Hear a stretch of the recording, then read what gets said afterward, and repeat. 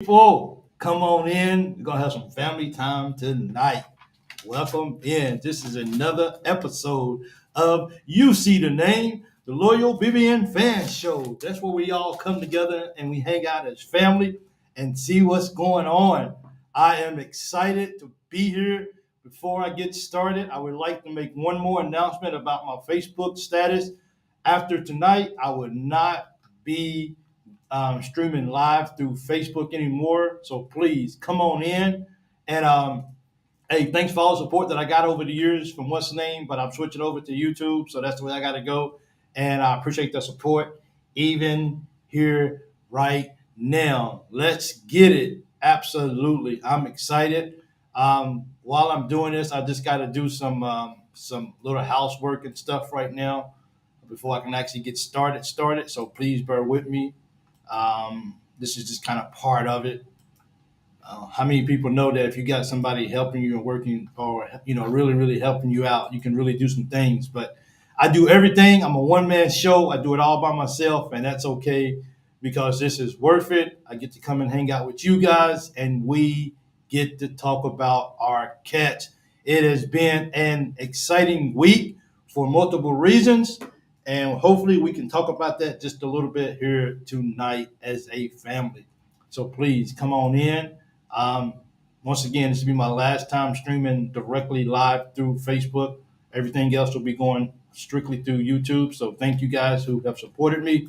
It means a lot to me, and it does not go unnoticed. I am happy to be in the house tonight. Harlan County is the place to be. Absolutely. Alan, thank you for joining in. This is going to just be a fun show right here. And we're just going to just talk a little Kentucky sports for a couple of minutes. But, yeah, how you guys doing tonight? Hope you guys had a heck, yeah, Alan, how you guys doing, man? I know it's been a very, we was on watch for a few days, and then it just hit that NOR, but we would definitely do that. So, yeah, we're gonna touch over a few of those things tonight too as well. I got a couple of notes that we can go over, but tonight's going to be a little bit of a different night tonight. I know I usually come on here and I'm excited, but if you have followed me any on Facebook, you would see that I do a lot of I ask a lot of questions, not because I'm trying to stir up controversy or anything like that, but I've always been a conversationalist, and I like to get people's thoughts and opinions on things. So one or two of the topics that we'll talk about tonight is it's not for me to just get people fighting and get people upset or even get people to say I'm stupid. It's just I love hearing what people would have to say. And believe me, I'm not the only person that's talking about some of the things that I'm going to be talking about tonight, and that's for sure. But I just have to do a couple of things right fast before I can actually get started. So I apologize for that. Bear with me. Do this, and we will see how this goes a little bit more. So how many people know that you got to just sometimes you got to just share things your own self. It gets a little tough sometimes. So I thank you guys for staying in there with me. It's something it's just unavoidable. I have to take care of this. A little admin work. How many people know that a little admin work is not all that bad?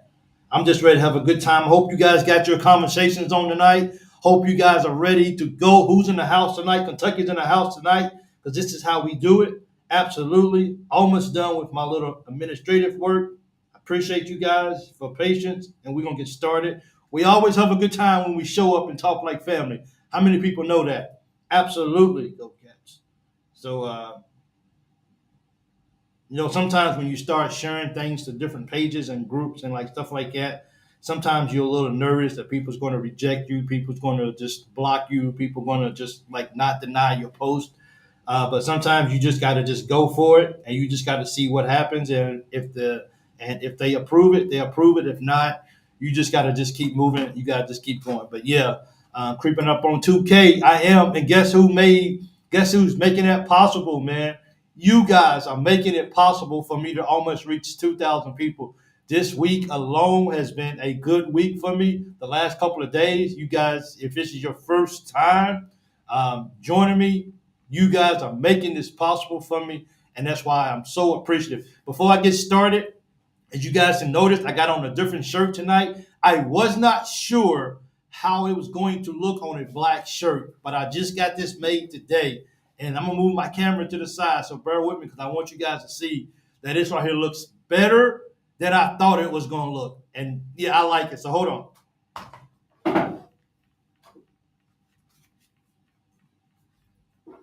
So on this black shirt right here, man, this is popping. Like I did not expect for it. I did not expect for it to look like that at all. But nonetheless, it came out really, really good for me. And I'm glad that I got it. But black looks good, man. I did not expect for it to look this good. I got a blue. Actually, look at my blue one. I got my blue one today too as well. That blue one looks good too. I was gonna put the blue on. I'm not even gonna lie, but I'm not gonna lie, man. This black, this black and blue is just popping. And I'm a diehard blue guy. I bleed blue. My veins got blood all in it of blue. But this black right here just look good tonight. I'm not even gonna lie to you. I just look how they do it when they hit a big basket in a game. Pop that jersey, baby. They just go pop that jersey because it looks good. But next show I'll be in my blue. I still got my gray one somewhere over here. I got my gray one over here. Sorry, I gotta get my what's name? I got my white one over here. But yeah, so black is popping. It looks good. I'm not even gonna lie. Like don't get me wrong. I'm a diehard blue guy. I'm gonna wear blue until I die. But this black looks good tonight. It just does, man. It just. Let me show you guys one more time because sometimes when you put something on, you just feel good about yourself. And this is kind of one of those situations where you just feel good about wearing something. My wife's always telling me, hey, when you come home, whether you like it or not, we're dressing up and we're going out and we're going to have a good evening. And I'm like, babe, do I get to do I get to do the what's name? Do I get to wear my Kentucky stuff? You can wear it afterwards on our way going home. You can change. You can put on your Kentucky shirt or whatever. So she knows that I ain't too much of a big dresser up person, but that's what she wants me to do when I get home. Nonetheless, so. See, Harlan County. Matter of fact, tonight, where you from? Where you guys from? Harlan County's in the house tonight. I want to know if you from Harlan County tonight. If you do, I'm gonna give you a shout out. Who is this? Roger Kurt. Welcome to the show. Appreciate it. Allen County right here. Let me see who else. I want a blue shirt. Good. Just Mike Dow. Just text the number that I across the screen and everything. One more thing. One more thing about this right about these shirts. If I was in the if I was in the States, the logo wouldn't be made like this. So because of that, when you wash it, make sure that you hang it up to dry. And two, make sure that you wear a t-shirt on up under it. If you're gonna wear this out in the hot, you're going to be hot. Okay? If you're gonna wear it out when it's hot outside, you're gonna be hot. So please wear a t-shirt up under it because of the material that's in it. But I love it. I cannot believe that it came out this good. Cumberland's in the house, Hazardous. Harlan, living in Lexington now. Harlan, there you go. I like it right there. Lanier, there you go. That's what I'm talking. Guys, so somebody ordered a shirt today, and they're from Vico, Kentucky. Is that real, or was that a misprint? Because I put it on the form. I'm going to mail it out tomorrow. But is Vico? I didn't even go look it up yet. But the zip code was good when I put it in to do my form. But is Vico really that must be like a really small town in Kentucky?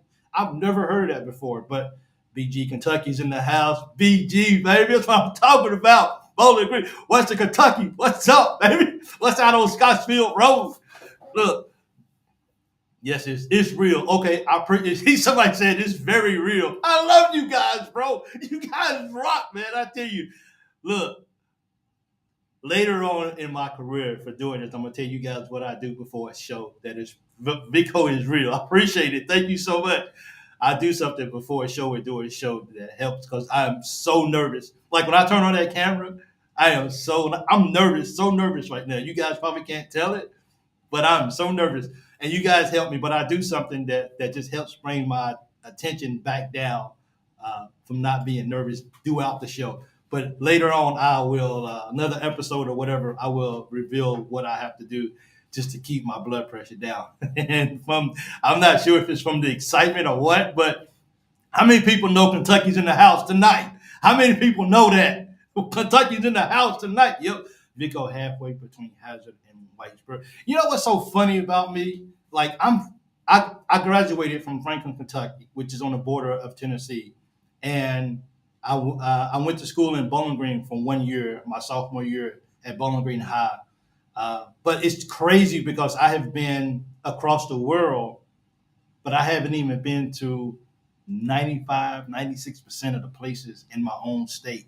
So when I come home, I told my wife I'm traveling Kentucky and I'm gonna see some of my own state. That is what I want to do. I want to see some bluegrass. I want to meet some people and I want to hang out and I want to talk about Kentucky and I just want to have a good time. I shouldn't have traveled the whole world just about, well, not all of it, but a lot of it, and not even seen my own state yet. So I'm definitely going to get out and see the state when I get home back to Kentucky. Just a bunch of Kentucky folks. And Mike, and Jeff, that's the beauty of it. I talked to my wife about it, and I'm like, these guys are just passionate. These are folks that's just trying to live and just trying to be happy and just trying to love on each other. And that's the atmosphere that I want to think that I want to bring over to my show, is that we're family and that we're all in this together and that we're just trying to make it. And at the end of the day, our common goal is we love Kentucky basketball and we love the University of Kentucky as a whole. And that's the atmosphere that I try to bring here more than anything. And I like the reason why I'm so active, and the reason why I'm so active with you guys is because this show is nothing without you guys. And if I ever start to think that this show is anything just because of what I do, then the camera would no longer turn on ever again, ever. And that's why that's why I like to give you guys as much love and much shout outs as I can. It doesn't cut into my show because we make this a family show. And if you guys are showing up, then I have to recognize you guys for being here and making the Loyal BBN Fans show possible. Because for so long, I only had the Loyal BBN Fan show. And once I realized and once it hit me is that fans, BBN is much bigger than me, then I had to change that. That was an easy S and that was an easy add because I love you guys and you guys make this show possible. So enough of me just rambling on. I know you guys don't want to. I was a security installer for ADT and Johnson Controls. I've been almost everywhere in Kentucky. You have definitely been over Kentucky, lived in Hazard for a long time. See, look at all this right here, man. This is it right here. This is why this is family. This is why this right here it's so good. Is because when you look at everything, it's a beautiful state, absolutely. And I want to go see it. I want to go adventure it for my own self for sure. Because even going to Lexington for the first time, I was like, oh my God, dude. Like, why come I haven't been here? Like Louisville, ooh, why come I haven't been to Louisville? Ooh, but it's so much more than just Lexington and Louisville. You got to get out and you got to see the countryside, and you got to experience the people, and the people are loving, and the people are so welcoming and sometimes people ask like, hey man, like, are you fake? Are you putting on a show? Like why are you so happy? Like, why are you so nice? And why do you say hi to strangers for no reason? That's the way I was brought up, man. That's the way that my parents brought me up. That they just taught me to love on other people and treat people with respect. And nobody's above anybody. And as long as we're all just trying to survive and live in this world together. And that's why I treat people the way I treat them, with respect. And I don't care if you work at the grocery store or if you're a CEO of a company. I will say yes, ma'am, and no, ma'am to you because you just deserve that respect as a person. And that's why I love right there. Absolutely, Lexington, live in Tennessee, but a Kentucky fan from Hazard, Kentucky. That's it, Boyd, Kentucky, Ashland. Yep, Travis Perry will see the flood. He's very skilled offensively, so I think so too. So let's just jump into just a little quick news before we really talk about the big news. So it seems that, of course, we know Trent, which we'll get to him in a couple of minutes. He signed with Kentucky, which is very exciting. I made a video about it as well. Check that out. I want to ask you guys how you feel. How do you guys feel about Tyler Ulis going to Arkansas? I had to put it in, for me, I had to put it into perspective because he's not the only Kentucky Wildcat guy that has went and coached at another college that maybe he hated while he played college basketball, but now he's coaching for them and now he wants them to win a national championship over Kentucky. That's sometimes that's a hard pill to swallow, but you got to understand that that's the nature of the game. But as fans and as people, because people always ask me, who's one of your favorite guys, and I have to say Tyler Eulis because just by his size, but the way he played basketball and the heart he had, and every night he was taking no night off, and he was going to give it everything you got, and he'll always be remembered for the blood coming down the face and him just going hard at it. So now seeing him going over to Red, and he's got to come back to Rupp Arena and sit on the other side of the court. It's a little different, but I understand because hey, it's a coaching position. You got to be a professional, and Kentucky's always going to be your alma mater. But now you got to coach. Just like who is it? Scotch Padgett. I think he was at Mississippi State. He loves Kentucky, but he got a coaching job at Mississippi State, and he wants to pursue his coaching career. So if Mississippi State says we'll give you a job, then he goes to Mississippi State. So I wonder how you guys actually feel about it. We needed to make a complete clearing of the Calipari area. Okay, Pope tampering with sign. I wish him the best until he plays the Cats and it smashed it. Absolutely. So basketball fan, me too. Yeah, I definitely want to beat them, but I don't want to win. I don't want Arkansas to win any games. If you're being honest with me, just for the fact of. But definitely when we get to play Arkansas, I definitely want to smash them as hard as possible. And just but hey, come on, folks. That even if Kentucky smashes them, Tyler Eulis down inside is like, that's my boys. He could be like, well, guys, we got beat, but on the flip side of that, he's gonna be. That's my Kentucky Wildcats right there. You can take me out of Kentucky, but you can never take me out of Kentucky, and that's what it's about. I didn't actually put that down, but I kind of been seeing that a little bit about the tampering. But yeah, I'm just curious about how you guys feel about Tyler Eulis, and are you guys okay with it? I mean, I know we love him. He's a beloved player here, SEC Player of the Year, Defensive Player of the Year. So I know that. And are you guys okay with him going to pursue his coaching, his career at Arkansas? Talks about coach support, Class A move in the eyes. I hate messy. I hate being messy too. Talk about Coach Cal support of Pope, Class A move in the eyes. Yep.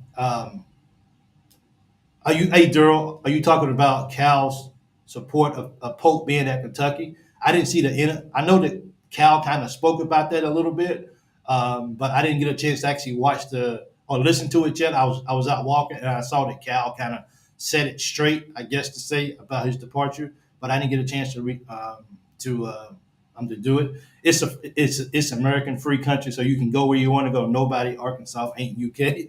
So, but yeah, when I saw that, I wasn't sure if he was going to stay at Kentucky. Which, I mean, we don't have to get into the conversation tonight because it's not going to happen anytime soon, from my understanding. But now that he's off the table, because people might say, well, okay, would he bring Tyler Eulis back to the staff? Would he keep him on the staff or whatever? But now that we know that that's not going to happen, will he? Who else is in the line for that? Will he go with somebody that's been in the Kentucky uniform before, or will he completely go a different route and pick up somebody outside of it? Yeah. So that's something that we definitely got to keep an eye on and see what happens afterwards, just to see if it's somebody in the Kentucky blood that he should actually bring on and actually hire. Right now, we're not sure about Chaz from the University of North Florida. It seems to be that Kentucky seems to be the front runner. It seems to be that it's kind of up in the air right now. Some people, well, where do you stand? Some fans want to see Jackson Robinson. Some people want to see Chaz. I mean, if we got both of them, would that work out? Because I can't see a scenario where both of them starts. Or if both of them is going to start, then who's going to set, who's going to come off the bench. So do you just get one? And I like what a guy texted me tonight. He said he would actually go out and get another stretch four to complement with Carr playing as well too. Because I mean, right now, Carr's our really big stretch four. He can hit the outside shot, but if he's in foul trouble, which is a major possibility because the foul calls are called very easily now, who comes in and backs him up at the four? That's a good question. So we're good. I think because I don't think that our bigs are going to play at the same time. I don't think Williams is going to be on the floor the same time as Garrison in most situations. So one of them is going to be in and out of the game. So hopefully those two guys can anchor down low for our big guys. But we're still going to need somebody for the four. So the question is, do we go get another four, or do we try to bring in both of Jackson and Chaz? Everybody's still going to have. That's the beauty about sports. No matter what happens, somebody's going to be happy and somebody's going to be left out because somebody's not going to get the player that they want, and then vice versa. That's just how this is going to work. That would be a good problem to have, worrying about who starts, and that would be. I mean, that would be a really good problem to have. It would. I mean, that lets you know, but it all falls back to, even if we have all these players, who's putting in the most work at practice? Who's doing the most? And it seems like a stupid conversation because at the end of the ball game, I mean, at the end of the day, we just want to win the ball game. So it doesn't matter who starts; it just matters who finishes the ball game.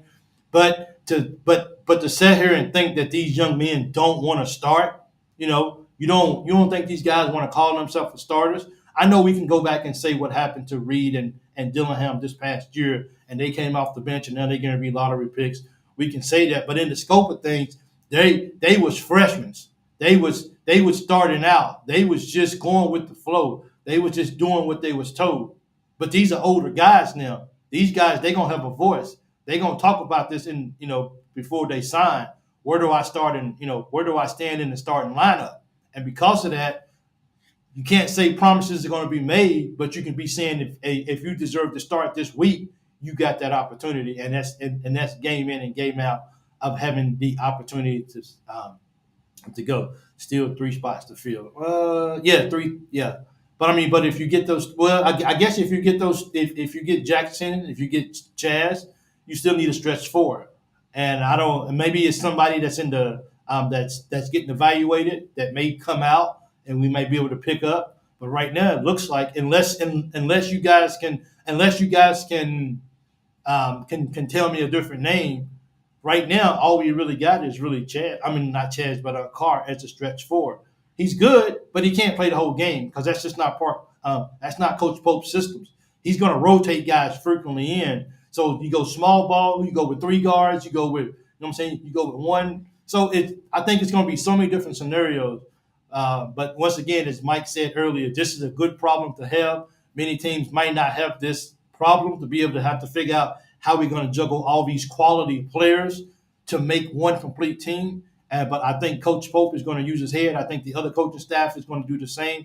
And because of that, Kentucky's going to come together when it's time to, and we're going to win some very key, important ball games when it matters the most. If no Jackson, maybe Jalen Wells. See, that's a possibility too. But we got 3 spots to fill. Or my question is, does he fill all 3 of those spots, or does he just go get some role players, practice players, somebody that can just come in and help make the guys better, or does he just go all out immediately and just say, I'm going to just give all 13 scholarships away? Because, let's be real. All 13 players ain't going to get that much playing time. Even, and then some's going to get even less than the average playing time. And they have to be okay with that as well.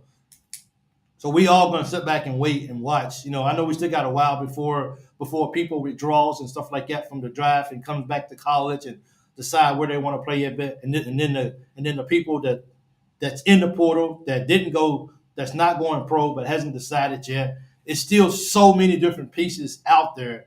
There's so many different scenarios out there that can happen that the only thing we can do is just sit back and just wait and continue to check our phone every 5 minutes, if not every 30 seconds, just to see if there's any new updates with the program and see who may be coming to My starting lineup, Mike said, my starting lineup would be point guard Krista, shooting guard Brea, 3 Robinson, 4 Carr, 5 Williams. Ooh, did he say Butler? You're not Robinson. Robinson. You're not Butler. Robinson. Who's Robinson? Is that Butler? Is Robinson's first Robinson Butler? Who's Robinson on the team? I don't know a Robinson. I know a Butler on the team. Is Robinson? Is that his first name? But I don't know what's name. No, if this guy's out there, we need them. Oh, absolutely, we need the guys. Oh, Jack. Oh, I'm sorry. My apologies for that. My apologies because we didn't have him already. Ooh, so you're gonna bring Butler off the bench? That's interesting. It is because I don't think he came here not to start. But that's some good stuff to actually, yeah. Uh, Jackson Robinson. Jackson is his name. Yeah, not Jackson Robinson. Yeah. That Robinson threw me off a little bit. I'm like, okay, I don't know a Robinson. I'm not the smartest guy in the world, but I've never heard of him before. So that Robinson guy, I'm not sure, but yeah, you got to remember Butler too as well. So with that, that's kind of what's going on in Kentucky right now. But you guys didn't think that we wasn't going to talk about the Kentucky kids here at Kentucky, did you? You didn't think I was going to come on here and not talk about the Kentucky kids who are playing for the Wildcats this year, did you? No, we're gonna have that conversation right about now. But before I do, hey, if this is your first time watching, or whatever, please don't forget to hit that subscribe button. Please hit the like button if you are finding value in this video. It means a lot. It does a lot for my YouTube and everything like that, and it just means a great deal to me if you would like the video. It only takes less than a second. Just click, like, and it's done. I appreciate that in advance if you do. I think at the very least, Butler starts at the beginning of the season, and maybe Chris will crack the lineup later if Butler does poorly. I guess having so much talent, you can do that. You can do that. You can have that leadway where and you know what the thing about it though is Jason Roston. The thing about it that I like about that is that pushes the guys to practice and play even harder. I mean, that's what we want, right? Like when guys go on the floor, what do we ask for? Go out and play as hard as you can and leave it out on the floor. Well, if you know that you got a stiff competition that's sniffing down your back, that's waiting for you to mess up, or not so much waiting. Do I want to say waiting for you to mess up? Maybe a little bit, but you got guys who are waiting for the opportunity to step in, whether you get hurt or you got an injury or you're in foul trouble and you can't play and that guy gets on the floor. What's that guy get on the floor and get a chance to do? Coach, let me show you what I can do. You brought me here to Kentucky too, so let me show you what I can do at this level. Let me show you what I can do on the biggest stage in college basketball, like a Krista. Let me show you what I can do. I can ball out too. I can hit that outside three. I can take guys off the dribble once in a while. That's why it's so important for these guys to continue to play as hard as they can every single play. And you cannot take a play off anytime because the guy behind you is just waiting. He's one check in to taking your spot. And that's how this works.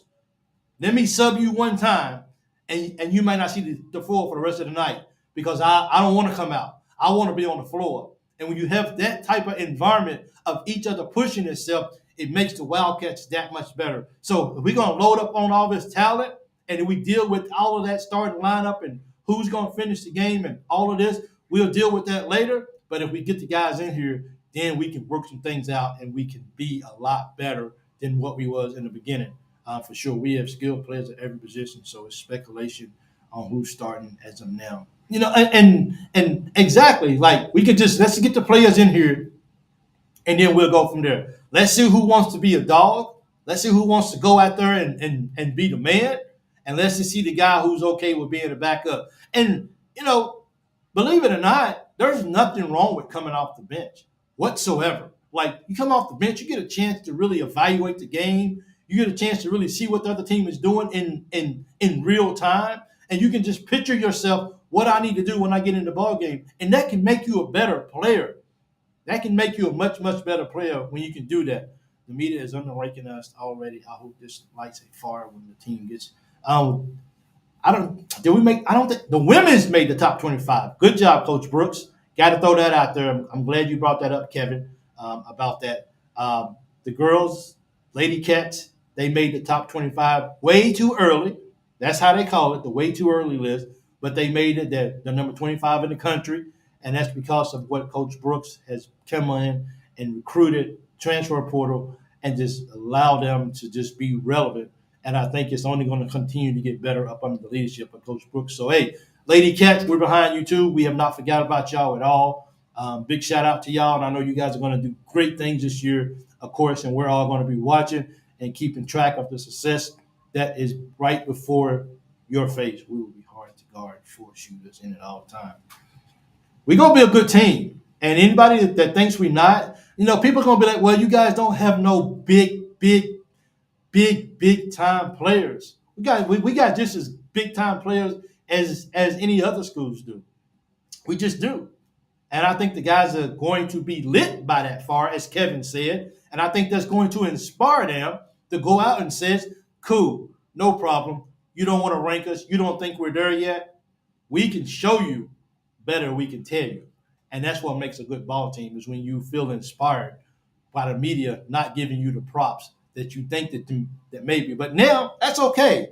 Go out and win. If you want the props, go out and earn it. Don't just be okay with people giving you something. Be inspired to go earn it, to go pick it up and go earn that spot. Like we earned it. The media didn't give us anything. We earned what we at today. And that makes a team that much better too as well. When inside that locker room, it's like it's us and it's them. And literally, it's us and it's them. Let's just go play our ball and let's go do what we should be doing, and everything else will take care of itself. We can only take care of what we can. We can't worry about what the media is saying. None of that. But it bothers you. It's going. It's just a natural feeling for us that things like that are going to bother you for sure. And you play with a chip on your shoulder, and because of that, you go out and you rally your team in a fashion that's going to be a winning combination. If you guys had to pick captains of the team today, would you guys prefer certain people to be captains, or do we need to wait for a little bit longer before we can do that? For me, I always have to have, if possible, I always have to have a guard as a captain because of his responsibility on the floor. If the team can't trust you, if the team can't trust Krista, if the team can't trust Butler, what kind of team are we? Because we're bringing Bria in here to shoot the basketball. We're not bringing him in here to run the show. Those Krista and Butler, that's who we're bringing in to run the show. Can they run the show, and can they lead their team in a manner that the guys can get behind and support, and they can understand that at a high level? Wait longer. Yeah, I would wait longer. Absolutely, I would too. I would wait longer to figure out. And I think I would kind of let the team decide it. Because when you let the team decide it and not the coach decide it, then that means that, hey, we're all brought in on this person being the captain of the team. And I think that makes a big difference than just letting the coach, well, why did the coach choose him for? And why didn't he choose me? I'm qualified to be a captain. So when you let the team choose as a whole, the players choose, then you know that you got that love within the locker room, and you know that everything else moving forward is we know who our leader is. We know who we go to when things are wrong, and we know who we go to when we're in a bind and we need things to happen. And somebody that's going to be positive and okay. But once again, Butler, not saying he should be the captain, but Butler has the most experience, especially when it comes to March. A Sweet 16, a championship game-winning Final Four shot. So he has that experience. He understands the pressure that comes along with playing with March, unlike anybody else that we have on the team as well. Well, maybe Krista at Arizona, but I'm not really sure how that really ended for those guys. But so, yeah. But anyway, they need to team choose. You know how big Kentucky basketball still is when Kentucky is still in the Coaches Classic and not University of Kentucky. That's it. Kentucky's always going to be big, man. And I don't know why people just feel like, I get it. We haven't had the best years here lately. I understand that completely. But Kentucky's always just going to be relevant. There just is. People won't, like, college basketball wants Kentucky to be good. They do. Now, the referees might not want they might not want Kentucky to be good, but I think overall Kentucky, when Kentucky is good, college basketball is better. It just is. When Duke, don't bite my head off, but when Duke is good, college basketball is good. When Kansas and North Carolina, when those guys are good, it makes college basketball. And when you can get them all together at the same year and they're all really good, that makes everything even that much better because, hey, college basketball is such an amazing game, and it's so fun to watch. And when you have those power teams who are playing at an elite level, and you know that your team has got to step it up, then that makes you just root for your team even more. You even keep a little bit bigger eye on the other team just to see what they're doing from a distance. You don't lose any sleep over it, but you kind of keep it at a distance on, okay, what are they doing over there? These guys are kind of playing good ball. Kentucky, we got to make sure that we win this ball game to keep up the pace or whatever. We can't fall behind because this team over here, they're not losing. So every time we lose a game, we fall farther and farther behind. So that helps us to keep our own self in check as well, too. That's right. Go Blue. Look, look, grammar. I gave Duke an unbiased shout out for the sake of making my point. But Duke would never beat Kentucky, Grandma. And I appreciate you being on here, but Duke would never beat Kentucky. I'm sorry, but thank you. Perhaps can be another show. They sure will. But all the time, NCAA championship team, UCLA failed. They never came back to a blue blood. Yeah, UCLA. I mean, they had some good runs here the last couple of years, but nothing really significant. But Kentucky, they have tested the time. Even if we went on a title drought, Kentucky was still relevant. They're still in the news. They're still going to get TV time. It does not matter. Kentucky's just going to beat Kentucky at all times. For real, boo! Kentucky is the bluest of the blue bloods. There you go. But yep. I mean, that's just the nature of the game. Boo! Jeff said boo. I know. I'm sorry, Jeff. I'm sorry. Yeah. So. Okay, guys, so before I get into this next, what's up, Mike? Harlan County, Kentucky in the house. What's up, David? Appreciate it. Thank you so much for joining. I do. And thank you for the text. I appreciate it, and I'm going to get your stuff to you. So my next little topic. Now, you guys got to promise no fighting, okay? No bickering. And please don't hate me for asking a question, okay? Don't. Like, this is just a talk show. Okay, I still love my Wildcats. Otherwise, I wouldn't be up at 3 o'clock in the morning talking on a computer. So I hope you guys understand that for real. But here's the situation right here. And I'm trying to. Hey, thanks so much. I appreciate it. I'm trying to do this in a cordial way. That's for the Duke. Oh, okay. I kind of figured that as well too. I kind of figured that it was for the Duke fans. See, Grammar, nobody likes Duke, man. Come on, man. Let's be real. Let's be real, Grammar. But I'm trying to be cordial here, and I'm trying to make sure, sometimes wording goes a long way. It really does. So I'm going to ask this question, and I'm not the only person talking about this kind of stuff. They might not be talking publicly about it, and this is even in people in the state of Kentucky as well, too. Not just me. So when I ask this question, I don't like where this is going. When I ask this question, don't hate me. Don't delete me. We just gonna have a conversation because people are having this conversation. And I saw it today. And when I saw it, the guy, I said to myself, he's very bold to make his comment the way he did. And I don't think it wasn't any disrespect towards Noah or Perry, but I think it took a lot for him to make his comment because a lot of people wasn't happy about it.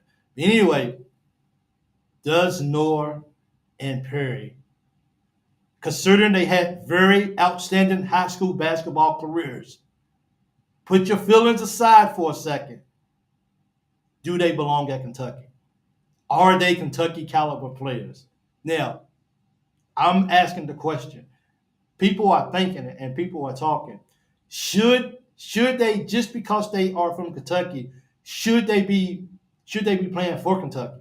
Is that like a automatic qualifier? Now, we know Reed Sheppard. We know the history with Reed Sheppard. His family, his parents played at Kentucky. He's a legacy. He was just going to play at Kentucky from a small age. We knew that, and he loved John Calipari. But do they belong at Kentucky? And that's part one of the question. That's just part one. I love them, and I'm glad that these guys at Kentucky. I hope they grow. I hope they become outstanding young men. I hope they bring a championship to Kentucky. Absolutely. You look at the numbers. The high school numbers don't lie. You can't fabricate that. You got to go out and earn that. But do they belong at Kentucky? That's easy. Heck yeah. They both average more than Reed. Exactly. See what I'm saying? So which is going to bring me, was it a lot of pressure? It's actually a three-part question, okay? So people are pretty much voicing this right here. People are saying that yes, they both deserve to be at Kentucky. They both have earned the right to put on the uniform to play at Kentucky. Do you feel that, okay, you got Calipari, he signed Perry. Perry decided to stay. Calipari said no to Noah. So it was kind of like Calipari was filling his one quota to hire out of Kentucky. Because we know he didn't really hire. He didn't bring a lot of Kentucky kids to Kentucky. We all know that. That's no big secret. So he said, okay, I do one out of obligation. Did Pope bring Noah out of obligation to Kentucky so he wouldn't hear backlash from the fan base? And that's why I asked, do these two guys belong at Kentucky, or have they earned the right to put on a Kentucky uniform? I don't see either getting much playing time this year. And see, that's the question. That's the last part of my question is, do they, or should the fan base expect to see them on the floor playing a lot of minutes? Or should the fan base be patient with the progress? That's just my questions for tonight. That's my family question. Because when family gets together, sometimes tough questions are asked, and it ain't that they don't love them. They just ask the tough questions sometimes. And I've always been someone who likes asking tough questions for conversation wise, not to draw hate, not to draw discontent, not to throw shade or anything like that. Because hey, if Mark Pope says that he can come to Kentucky and play basketball, if he can get Noah to leave South Carolina and come back home, if Calipari can go out and recruit Perry, I don't have no issues with that whatsoever. That's so much bigger than me. But the questions are out there. Do they really deserve to be at Kentucky? Was it pressure on Mark Pope to bring at least one player in? I mean, I get it. 6'6", all the points he scored, 3,700 points, fourth or fifth in the all-time in Kentucky. You got Travis Perry. He just like numbers was crazy. Been playing high school ball for 6 years. He's been playing high school ball for a while. So that's why I had to come on here and I wanted to ask the question is, how do you guys feel about that? They belong, go be blue. Noah shooting. And see, that's the thing. Kentucky guys, Kentucky residents, Kentucky fans that's from Kentucky, they're really pumped up about having these guys on the team. I just hope that they're patient.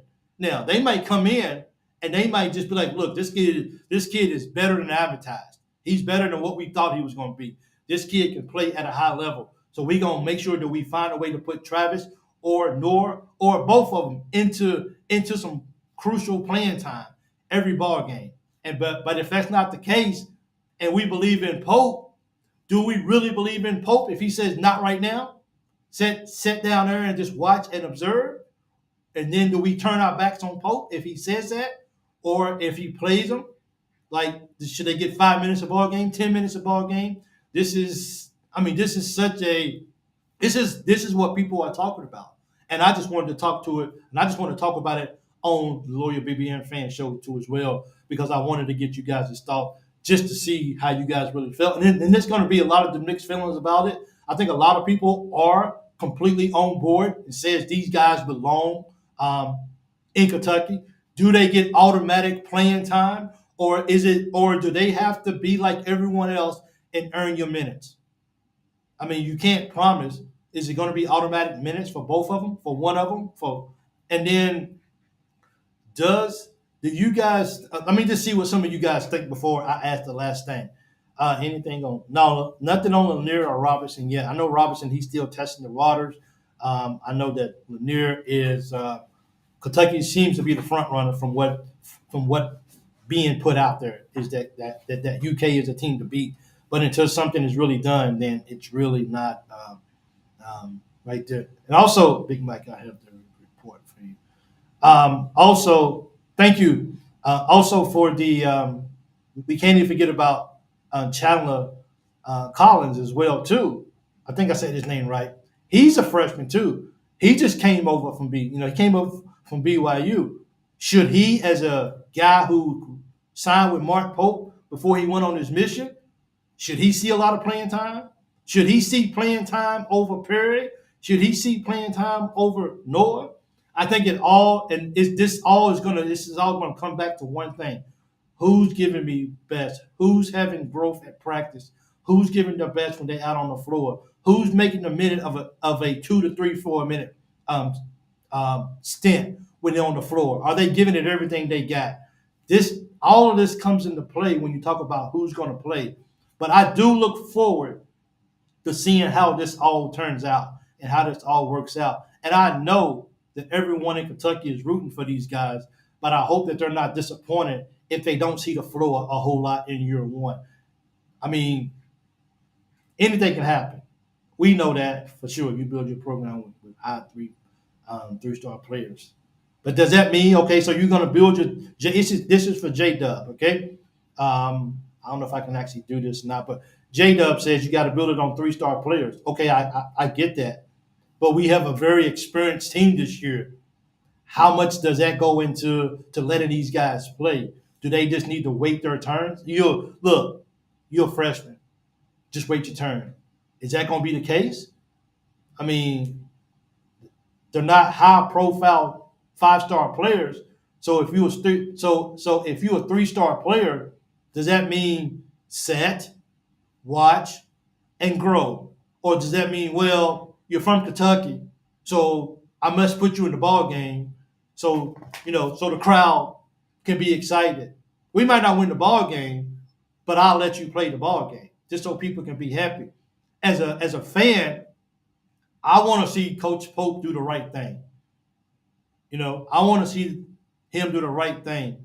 Look, as a parent, I've had a son who was good, but I understood that he had to wait his turn. And I couldn't just pick up the phone and just call the coach, hey man, you ain't playing my son. Why not? Like, why ain't you playing my son for? It's about growth. And sometimes they have to wait. Sometimes they have to mature. And sometimes they have to grow. We said we want a mature team. We got a mature team now. If the younger guys don't see the floor a whole lot, are we, as a fan base, are we okay with that? Are we going to stand outside Pope's house and complain to him that the 2 Kentucky kids are not getting a lot of play time? To me, that's what I'm trying to understand, and that's what I'm trying to see what the fan base do it. Last weekend about Cal. So this is very interesting. We have to trust in the coaching. Where's that at? I don't want to lose it. Where's that say at? It's going really fast. I missed that. Somebody was actually saying that we have to trust in the coaching staff. Cal is gone. Give them a chance. That's it. Well, I mean, but okay. So Johnny Milby, thanks for the first. If you say we got to trust the coaching staff, but then you turn around and say give them a chance. If he says that it's not time, and he says wait, do you trust him, or do you start saying, well, why ain't you giving him a chance? So you see how nasty this. Did Cal sign? I'm not sure if any Arkansas guys from Arkansas stayed there in Arkansas. That I'm not sure of because once that I keep up with Kentucky, but I'm not really sure, Charlie. Right? That's a good question. But you have to ask yourself if we're going to trust Pope, and Pope says not right now, Perry, not right now, Noah, a little bit, but not right now. Grow a little bit more. You're not going to play tonight. You're probably not going to play for the next 10 ball games. But just continue to just stay at it and don't give up. How fast does the crowd start saying, Noah, Perry? How long do they wait? How long do they become uneasy? How long do they turn on the coach if that's the problem? So we can't say we're going to trust Coach Pope, but then we say give him a chance. I don't think that goes together. Give him a chance if he thinks that they deserve a chance. But if he's not ready to give him a chance, then we have to be ready to say, Coach, do your thing. When they're ready to get on the floor, we believe wholeheartedly that you would do that.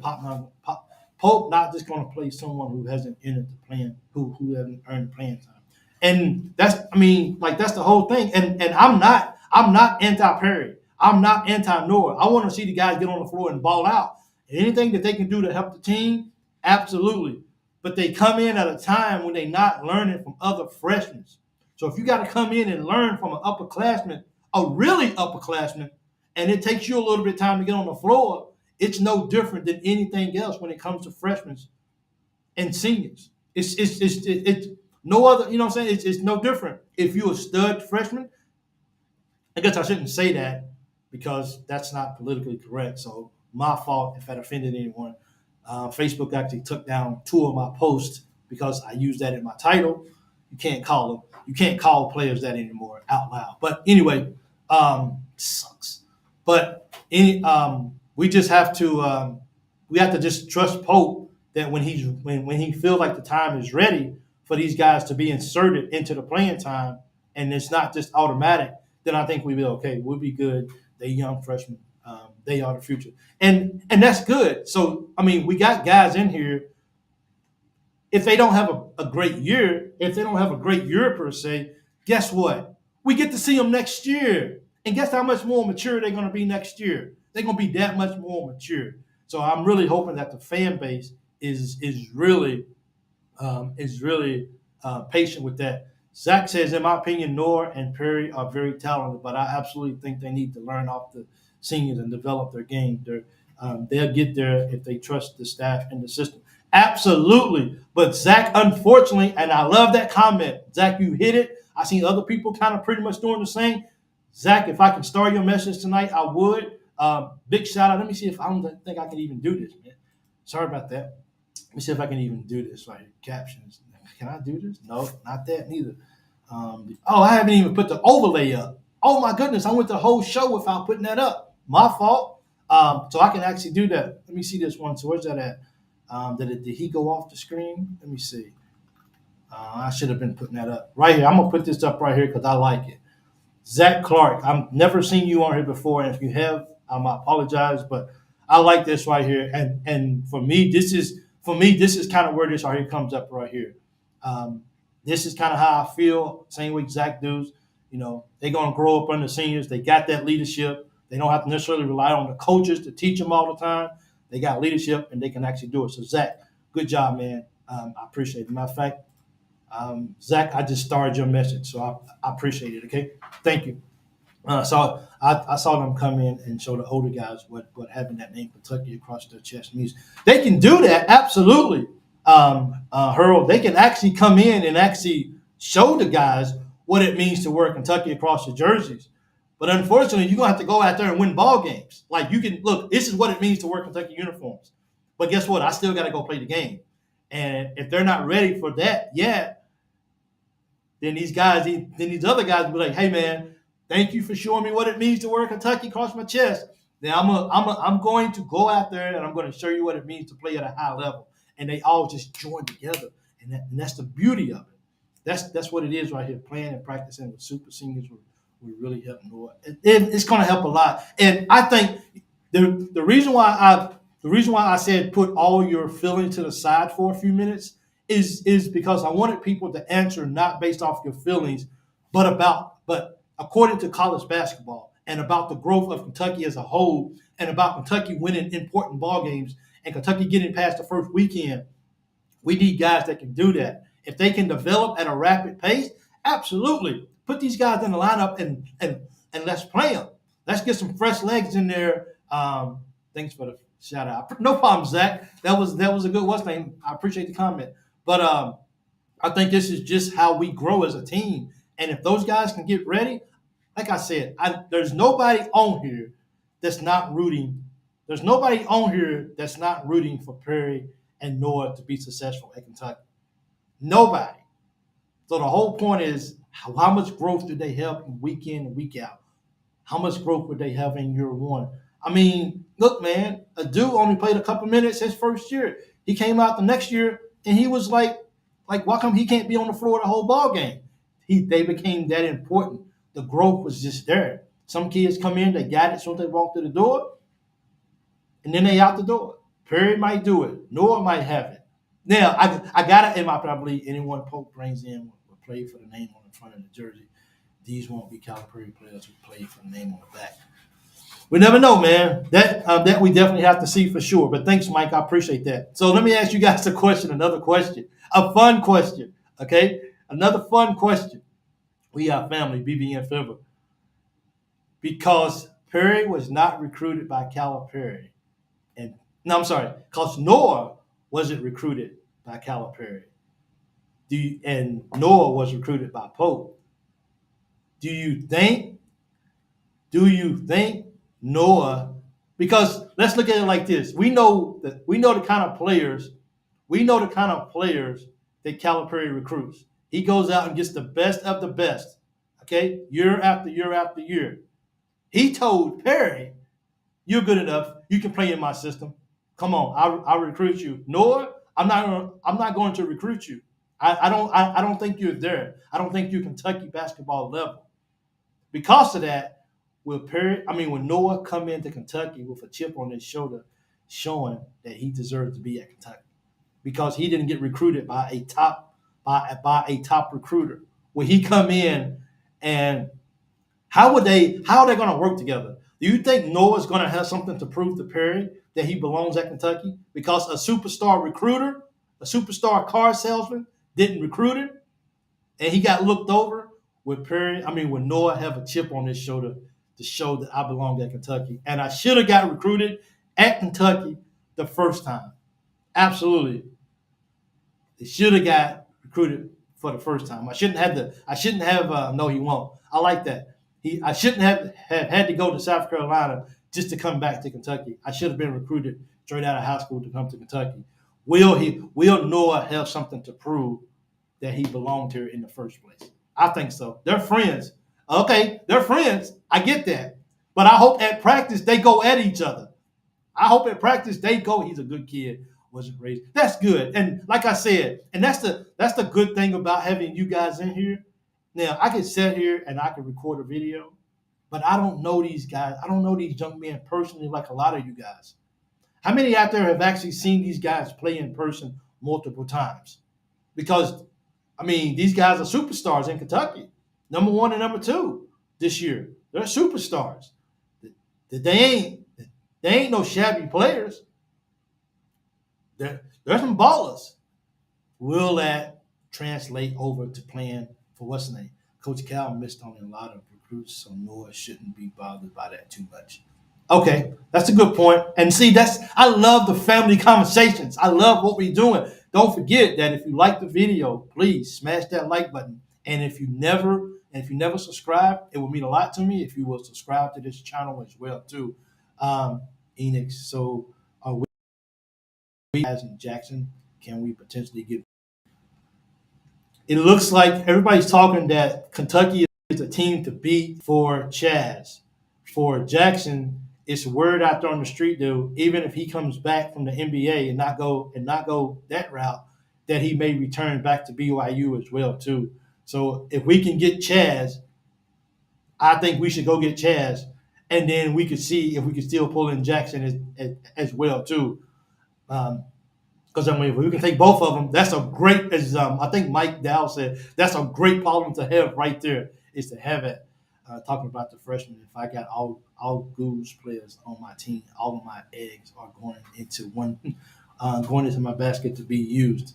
Yeah, that's true. Late just got here, loved the black. Thought it would. Yeah, it looked good. It did. I'm sorry if you just joining. I talked about my black shirt that I got. I got it today, and I was not expecting it to be this nice. My apologies, but it came out.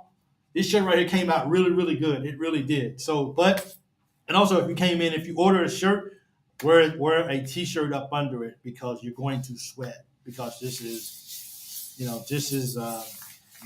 I was in the States, I wouldn't put this on a shirt, But thank you guys for the support. I appreciate it. I got shirts in the room in there that I got to get shipped out. Orders are going out, guys. I promise you. All I got to do is just find somebody to get me on base, so I don't have to do a 3-hour post office visit, which is in another video that I posted earlier about my post office nightmare. Trent, this was the worst year under Pope. This will be the worst year under Pope, and it will get better than the last 5. Hopefully, hopefully we don't have to have a bad first year up under Pope. I mean, I can't. Thank you, nobody, for that. I cannot imagine in a world where you bring in these type of players and they just come in and they just fall off. Let's see the blue shirt back there, Mike. You guys want to see the blue shirt? I get the blue shirt for you. Hold on for a second.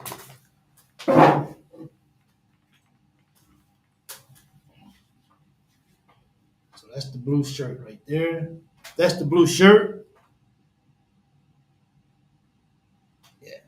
So I'll have it on next because that's nice too. I'm not really sure. I just was blown away with how the blue shows up on the black, and because of that, I just had to wear that. I put that over there, so I don't have to stand back up no more. Nobody wants to see that. I hope it's not a bad year up under Pope. I really believe, I just can't imagine a year, or I just can't imagine that we would bring these guys in and these guys come in and they just fall off. And every last person just be like, because like I said, it's got to be somebody on that team that shirt need that. You can get the shirt by texting me the right here. It's a number across here. If you want a shirt, and also for a shirt, make sure you get one size up because they may run a little small. Remember, being overseas, sometimes the products they run smaller than they are in the States. So I like to go up one. Like if I was in the States right now, I would probably just get a 1X. So here I actually get a double X just so it's more comfortable on me as well too. And I actually got on a 2X right now, and I actually got on a T-shirt, a full T-shirt up under this, just so I don't get too hot up under the shirt right here. So if you wash it, air dry it, please. The thing that Pope. Let's see. I don't think that was what he meant. I'm trying to figure out if that's the comment I'm supposed to be looking at right now.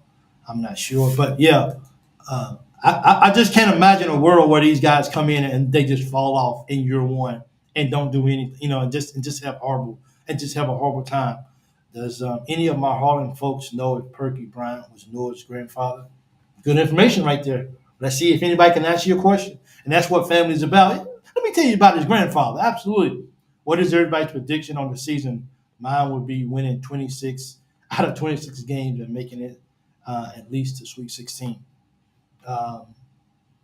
Sweet 16 would be fun. Hater on who? Yeah, he is. Someone said nobody comment was a compliment.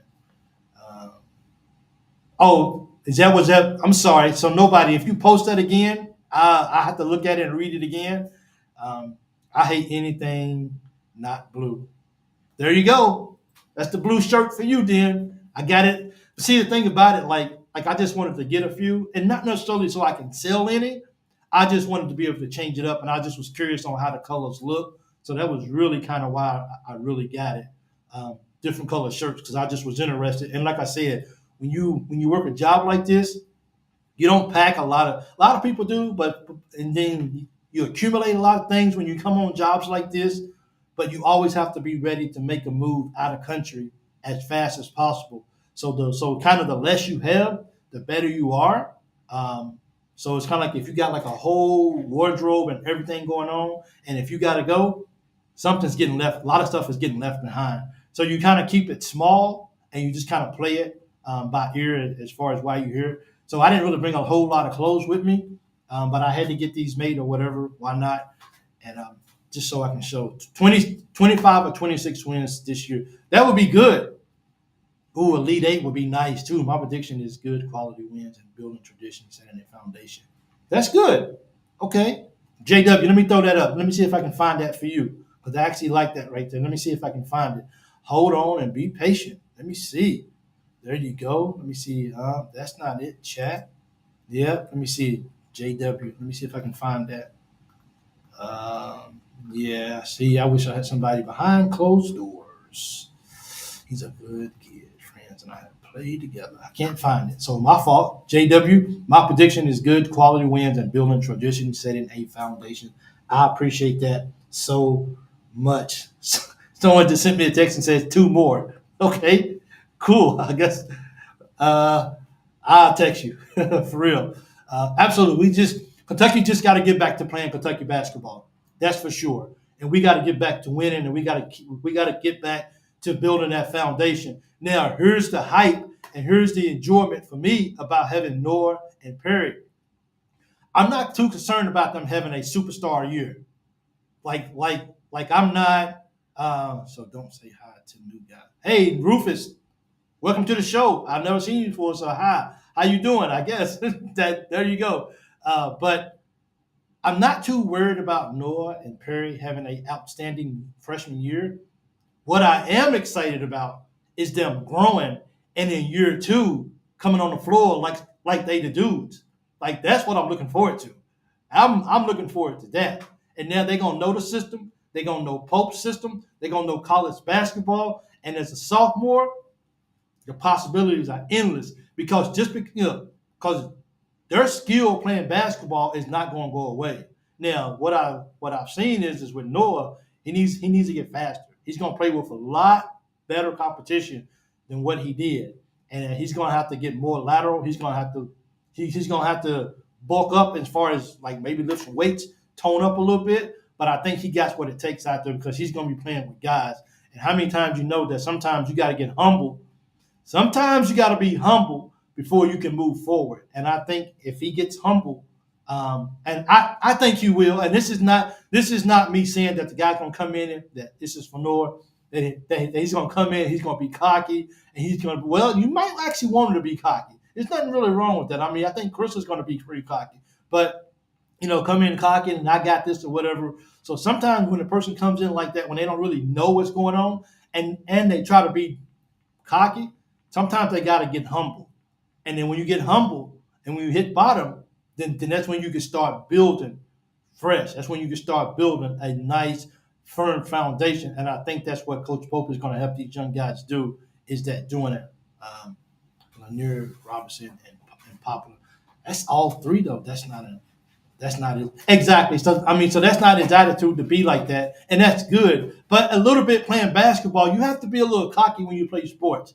I mean, humble, yes. I think between being humble and cocky, it has to be a balance because you don't want to get pushed over out there. So you want to look like that you belong. Yet you want to stay humble, knowing that I still got to go out here and I got to perform. So I don't, being cocky is not a bad thing, but you got to have some humble. You got to be humble in there as well as too. And I think if those are combinations that can help build a young man up to be a better basketball player. Because look, when they get in practice and Noah's got to guard Carr, what? Carr gonna be like, let me show you something, little fella. Let me show you what you got. I'm gonna teach you a couple of things, dude. I've been around the block a little bit, and that's when Noah's gonna say, whoa, this things just got really, really real here, and because of that, it's a humbling moment. But don't stop being hungry. Don't stop being hungry. Just humble yourself to learn, and that's okay. And you continue to get better, game practice after practice, game after game, and that's just growth for you, especially going into next year if they don't have a breakout one and done year, then we'll see you next year, and hopefully the freshman to sophomore jump is going to be a whole lot better than it was. So, and exactly, Reed was an exceptional. Hopefully, one of the guys will be able to do the same thing. But if not, that's okay because we're all about building a foundation. And if you got to start out building a foundation at Kentucky under Mark Popes after his first initial year, and then you get to start it with players like Noah and players like Perry, you're already ahead of the ball game because these guys can ball out. It's just about growth. That's exactly what it's about right there. Um, Nobody. It showed by him snapping at assistant coaches and players. Cal couldn't take it. Cal couldn't take it another year. Yeah, Noah's humble and hungry. Yep, I believe that, and I believe Perry is too. I believe both of these kids are. So definitely my comments. If you're just joining in, and if you hear me saying something that just doesn't sound right or whatever, hear the context of it. I'm not calling these guys not humble, and I agree with you, Earl. He seems like he's a humble guy. Him and Perry, they seem like they are. They haven't. This is they're just getting into college basketball. They don't have a whole lot of leverage as far as NIL and stuff like that. Maybe like some of the other players do, but I think they're going to grow and they're definitely going to become better players, which makes Kentucky a better ball team when they do that. By that, so I think it's going to be really really good. But yeah, the older guys will push them and show them how it is, and that's it. And that's what we want. We want that because we want these guys. If these guys are going to be playing at Kentucky next year, if they are, then you want them. This is a perfect opportunity for these guys to come and learn in year one up under so much experience. I mean, we got a lot of experience. I haven't did the numbers, but I promise you, if you probably go back and look at all these games and all these players that played combined, that's a lot of experience, man. A lot of ball game being played. They're gonna have to just become a sponge and just soak up everything. Um, Someone said Chaz Lanier is a long-legged Mac Daddy. Okay, he must be that dude, huh? Noah, Perry, Chandler, Garrison, and Poole are the only players with eligibility after next year. Nice nuke. Look at that, man. Like, look at what we can have next year if these guys all come back next year to Kentucky in the system that they know now. It's not that they're coming in and learning from day one. Bring in some now. Now this is when you go out and you get a good 5-star player and come in to bring in with these guys that's already been here for a year that can teach them how to play the game, that can have all this experience behind them. Now you can go out and say, okay, Coach Pope, we need a stud.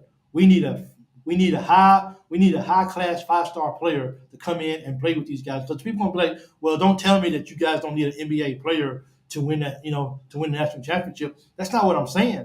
I'm saying we don't need a whole team of them. I want experience. And if these all guys come back next year, then that's even better for us in the long run, is because we can set these guys up to do what they need to do. It's just like high school JV versus varsity every day. The young bucks will be mixed in with the vets. That's it. Like you look, you guys get it. You guys get it. And I'm glad. Thank you guys, first of all, for not bashing me for asking those questions.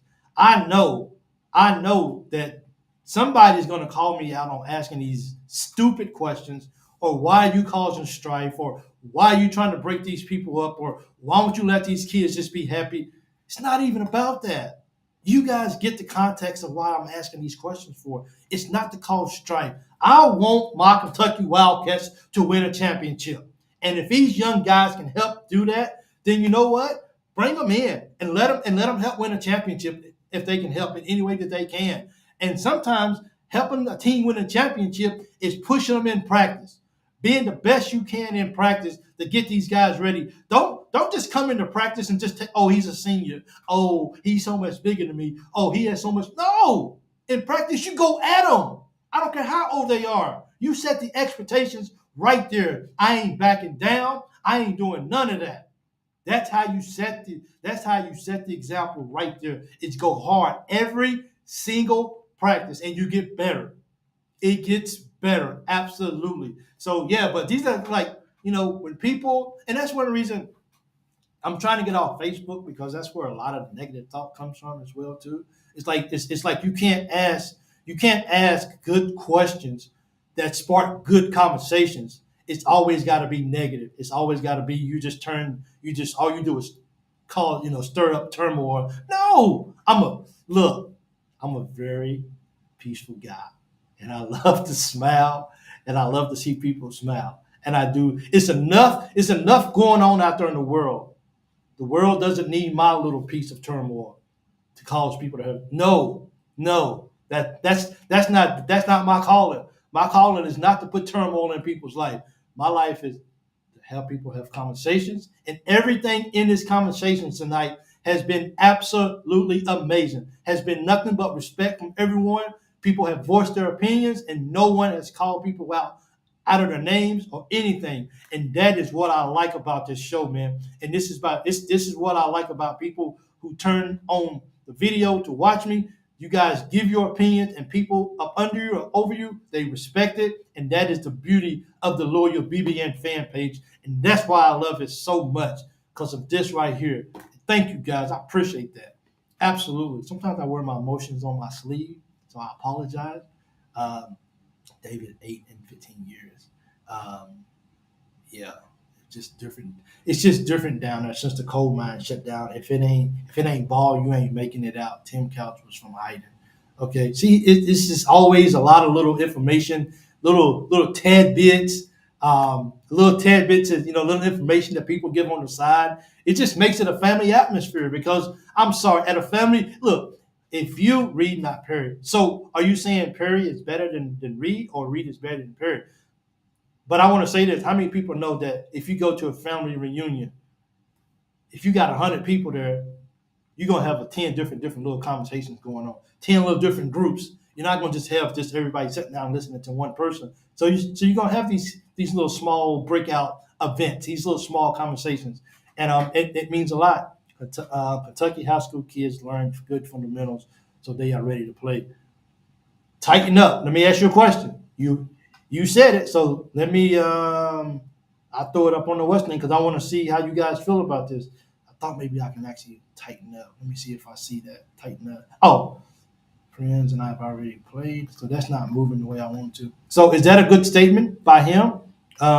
Just because they got good fundamental basketball here in the state of Kentucky, does that mean that they just need to be on the floor in year one? And I get all that. I respect that tighten up, absolutely. And thank you for always being here. Thank you for always. But I have to ask the question, does that mean that they automatically deserve to be on the floor? Just because they got good fundamentals, that's good.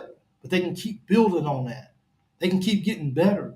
But it doesn't automatically mean that they should just get playing time just because they come out of the gate with good fundamentals. That's good. Look at Reed Sheppard. Reed Sheppard had amazing fundamentals. He just turned out to be a really stellar player this year. It failed. It fell in his favor. It did. But, just having good fundamentals, I don't know if that just automatically qualifies you to just be on the floor. Full story how. Full story how. I don't know. Spent time in that. Love it over there. 𝐻𝐿 County. 𝐶𝐶 is to announce. I missed that, and I can't go back to it. I missed that when 𝐶𝐶 is supposed to announce. Nobody that Cal didn't read.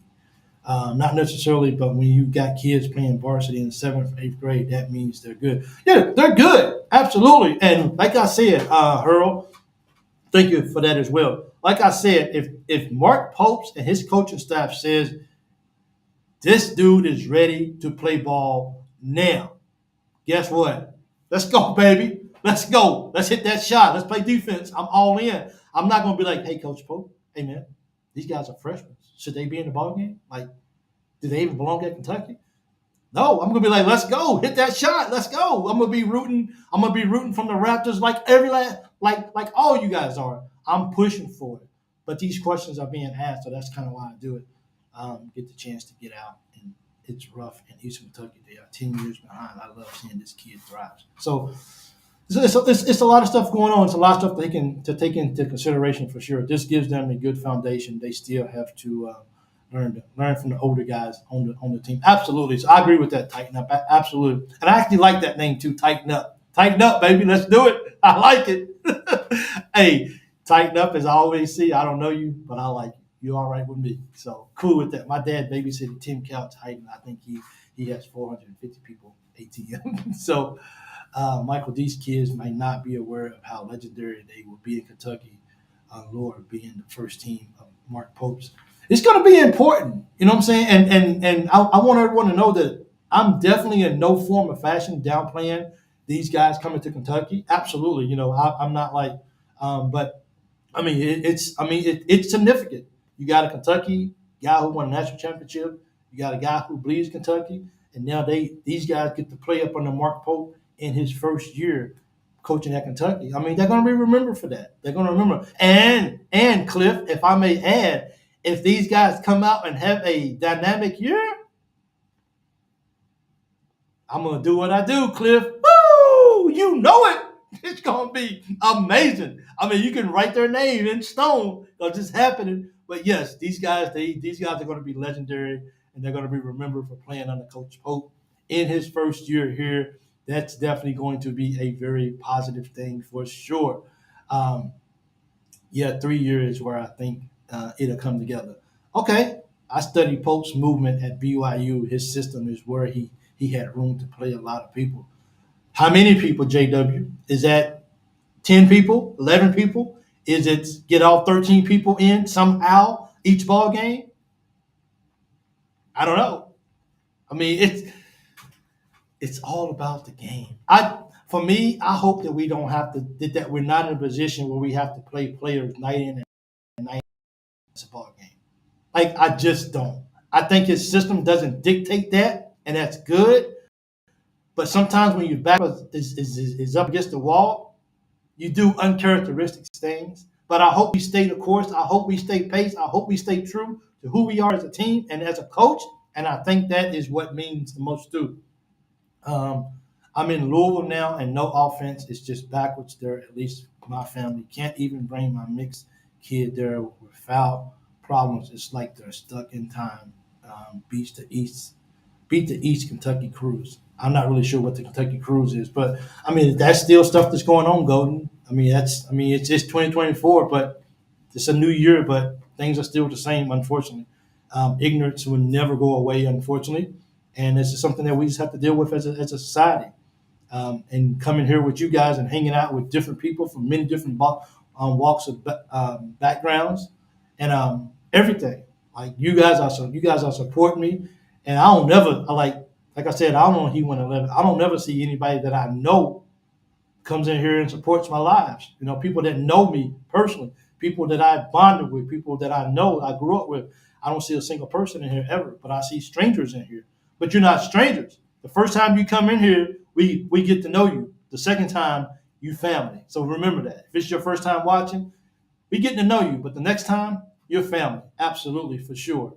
Mark Pope is the 23rd coach of the Kentucky, and I hope he's the Michael Jordan of Kentucky basketball coaches. Well, let's go get it. Let's see what he does there. Let's see. Harlan County, all mixed.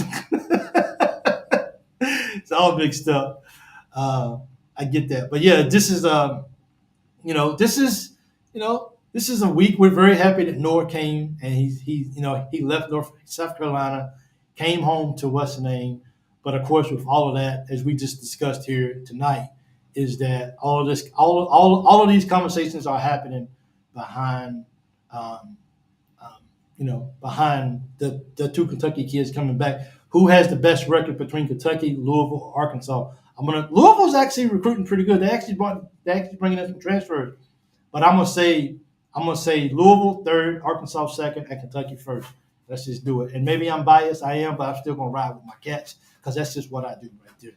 The ceiling for this team is sky high. Pope's getting some dogs. Yep. And we still got 3 more quality spots that we can fill. We're not even done yet. We still got to go out and get one more assistant or one more coach as well. We can maybe knock it out with that too as well. Pope said it's best in title equals. Pope said title equals sorrow. Could be good. That means, hey, don't be entitled. Don't think you're gonna come in here. And you know what? And believe me, this is not. I'm talking about the Kentucky guys because we like Kentucky guys to be at Kentucky. So I'm talking about these guys. But I hope all the guys on the team understand that. Is don't be entitled. Go out and earn your spot if you really, really want to. That they ain't Kentucky, and that's why I said that. I know hiding is rough. My uncle was a sheriff. The dirty sheriff didn't end well. Maybe it just hide some information here that maybe is a lot out there. A shepherd for coach. There you go. Maybe pick up some awesome walk-ons too. And that's why I'm saying, like, you still got 3 more scholarships that you can give out. The practices are going to be very, very rough. Louisville will be significantly better this coming season for sure. I think they're going to be better this year. I think they're going to be better, and it's for me. Like I can sit here and I can be like, well, this team's going to be horrible this year. This team's going to be dirt. For me, I like to stay humble. Remember that humble word? I like to stay humble and just see what happens and root for the worst for Louisville. I guess. I hope they have a horrible year again. I live in Lexington, and my experiences, I'm more accepted as a minority in Appalachia than Lexington sometimes. It just kind of depends on the day and time, for real. Um, but I think Kentucky's gearing up for a really good basketball season this year. I think the pieces are in place. I think the coaching staff is in place. I think everything is being thought of methodically and not just rushed. And I think that's good. And actually, to be honest with you, even though we don't have Chaz, we don't know what's going on with Jackson yet, and we still got that one extra scholarship or whatever. I think this is actually a good time for the coaching staff because everything went so fast and it was just a blur. And I think having this time to just breathe and step back and just look at the digital board and really evaluate everything, even under a bigger microscope, you know, even under a big microscope, having a chance to really examine it, I think that's a good thing for those guys. Um, Now, do they have the mindset on Chance? Absolutely. Do they have the name mindset on Jackson? Probably, absolutely that too as well. But who's that other person? Who's that other piece that we should go get? Let me ask you guys another question. Should he look at the players on the team right now and ask him, who is there a player out there that you guys think I should try to go get that's left out there that's not out there no more? Um, Best preseason, I can't remember. What is Kentucky's men's college basketball schedule coming out? I don't know that yet. I know a week and a half ago, I know they was going to go over the schedule and build it and all that kind of stuff, but I don't think any. But believe me, that would be one of the most looked at schedules in many years. We are really ready to see who we are going to be playing come next season. Everyone's going to be paying attention to that for sure. Nobody is 6'1", and Maddox is clearly taller. I think Kentucky, the 2024 season, we would win the SEC. David, I would love to win the SEC outright this year. I would. I would love for him to come in and make a statement to say we are still the SEC. We are still the team to beat. Because, I mean, let's be real. On media day, you're not going to have the media focusing on who Vanderbilt got this year. You're not going to focus on Georgia. You're going to focus on Arkansas. You're going to focus on Alabama. Tennessee's going to get some play. But overall, Kentucky's going to get a lot of play. I promise you. Kentucky's going to get a lot of play. But I can't. I'm like the rest of you guys. Like I can't wait. I can't wait for the season to get started. I just can't. It's going to be exciting. Hey, don't forget the Loyal BBN fan text line is 270-220-0994. It's on the bottom of the screen right now. You can text me your thoughts or whatever that you're thinking about Kentucky. I love to hear it. And remember, if I don't respond to it, it's not that I'm not reading it. I just got so much going on and I got so many texts coming through. But I'm definitely reading the text. Believe me, I'm reading your text and I'm always interested in hearing what you guys got to say for sure. So definitely don't stop using that text line, 270-220-0994. And let me know your opinions down below. I think I'm making a little growth. I remember I used to read that, and it used to come out so bad. Now it's flowing out pretty good. When can they start practicing? That's a good question too. Can anyone help me out with that? When can they start practicing? It probably won't be until July, maybe at the earliest. Is it June? We played in the Bahamas in when? When did we played in the Bahamas? Was it in August? I can't remember when we played in the Bahamas, but I know when we played in the Bahamas, we had only, was it Bahamas or was it Bahamas? One of those, was it up in Canada? But we had only had like maybe two weeks of practice, 3 weeks, it's in June. Okay, so one more month, man, and we start getting videos of Kentucky basketball. Maybe only little clips, but we'll start seeing them up and down the court, the little fast breaks, talking, communicating, doing the little thing out there on the floor. the key and strength of our team is at the 3 and 4 position. We're tall and long and athletic. That gives teams fits. Should we go out and get at least one more four, one more strong four? Because someone hit me up and said, hey, what about maybe bringing in one more four? Because like I said earlier, we can't play Carr for 35, 40 minutes a ball game. Carr's going to have to come out. We know he's a stretch four. Who can step in and play the four? Is it Garrison? Do you bring him in? Or, do you really want to rely on Garrison making long outside shots like Carr? Went to Canada in July. So, exactly. So, thank you so much for that. We went to Canada in July, but someone just said that we start practicing in July. Because I know when we went to Canada in July, we was only practicing for like 2.5, 3 weeks before we went there. And so I know it wasn't a long period of time. So it had to be something like that. But yeah, in June is when we actually are going to go. We need another passer.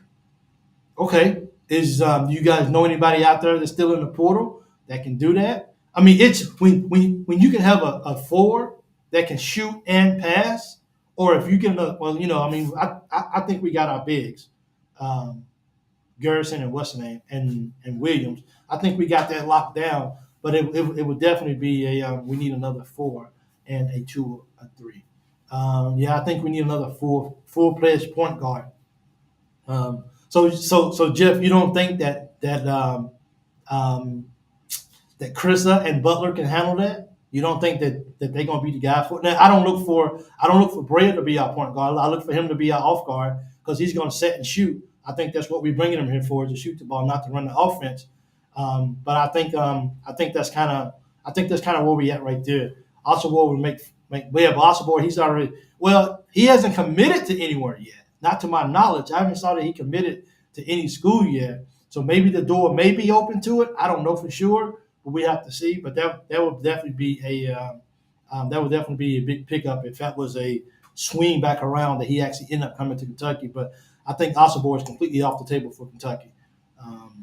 We need Robinson or Lanier. We'll just take both of them. Why not? I think we need a freshman to bring in for next year. We just brought in Noah. We just brought in we got Perry, and we got Chandler. All three of those are freshmen. Like I said, then we got the other guys coming back next year. I think next year's squad is going to be really good. For me, I just think that it's all about what can we do in year one for Mark Pope, because year one sets the tone. See, nobody knew John Calipari until John Calipari made a name for himself.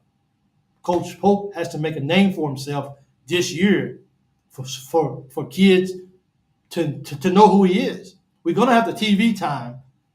You win ball games, and you win big ball games, and if you win a certain ball game, and we all know what we're looking for, if you win that ball game over him, then that elevates you as well too. So any little thing that we can do as a team this year to help elevate us, help elevate the persona or the what I'm looking for about Pope, who he is as a person or as a coach.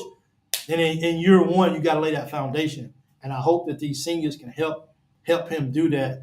That he can recruit, he can coach, he can do all of that to make players better. And I think that's exactly what's going to happen. He's going to continue to make players better. And I'm so excited about seeing his offense. Like I really am. I'm looking forward to seeing how people buy into it, and they make it work for them so it can work for Kentucky. And that's how it all starts right there. 2, 3s, and 4s. I'm talking a freshman point guard to be in line for next year. Oh, that would be good too. Absolutely. Why not? If you can bring a freshman. But see, the thing about the freshman point guards is most of them you want an elite point guard, unfortunately. But yeah, but for next year, absolutely. If you can bring in one more, then yes.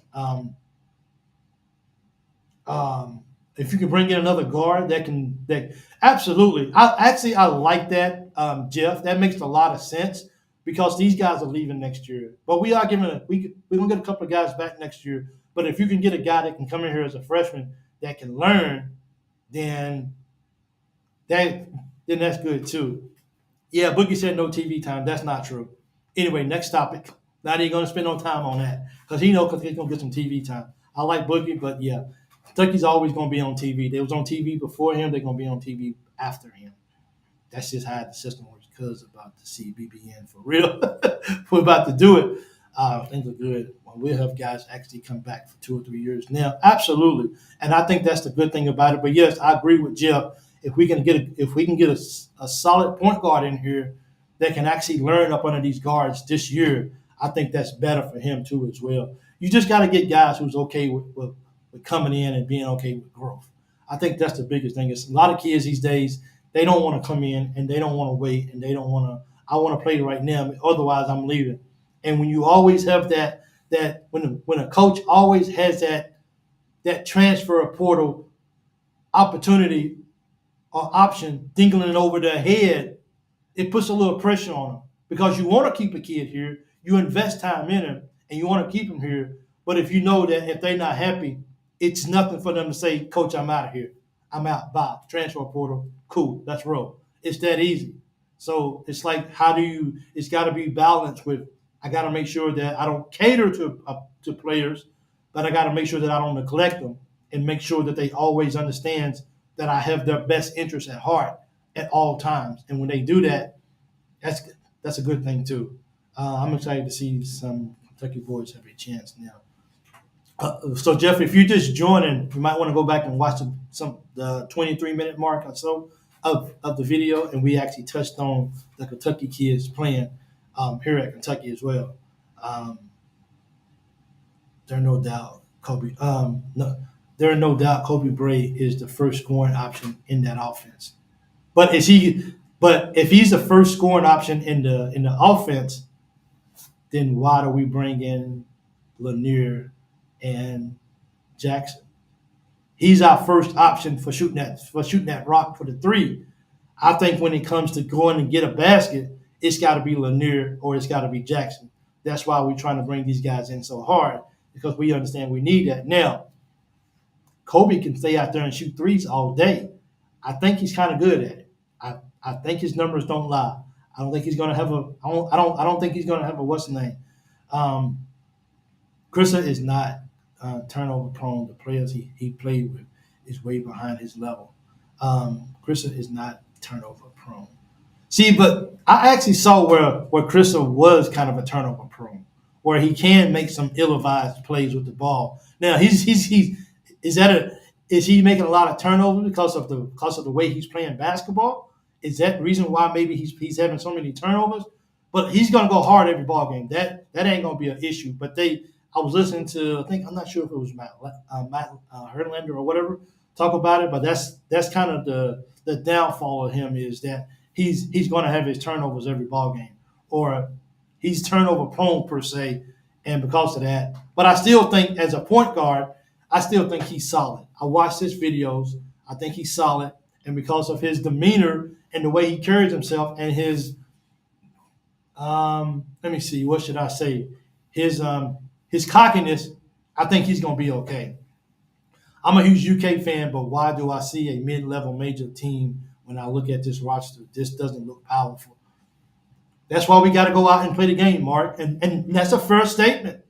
I like when people come in here and they feel free to really voice their opinion. That means a lot to me, because you're not going to get bashed for saying what's on your mind.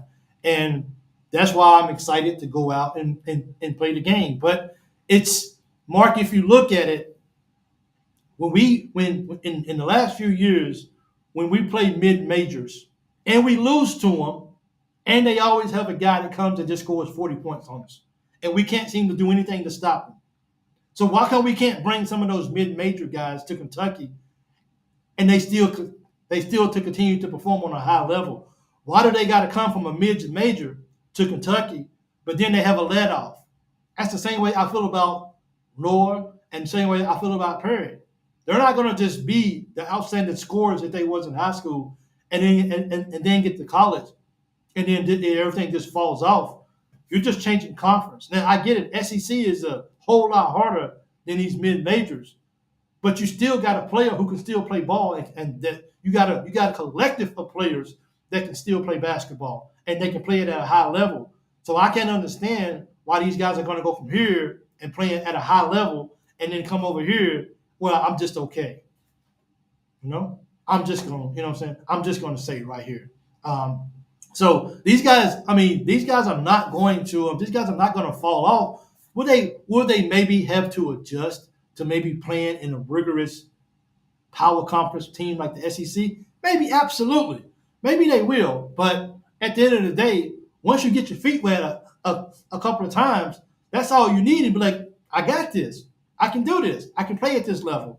And they go out and they excel. I think sometimes we get so caught up into players going straight to D5 or straight to Power 5 schools, and we sometimes overlook the smaller schools. Now, I'm not saying anybody in here is overlooking the smaller schools or anything like that. I'm just saying overall, well, they're not a Power 5 school. They're not all that, they're not all that good. There's some real good players out there who are playing in lower division college basketball. It just is. You got guys who are playing at JUCO, and I get it. The JUCO is because of education, and they got to get their grades up. I get that. But there's teams out there that says, as soon as you're done with JUCO, you're coming with me. It's just that easy. Get your grades up, you come to D1. And that's the importance of it right there. Besides Williams and Drexel, who else is mid-major? It's you got not Carr. What's his name is Brea.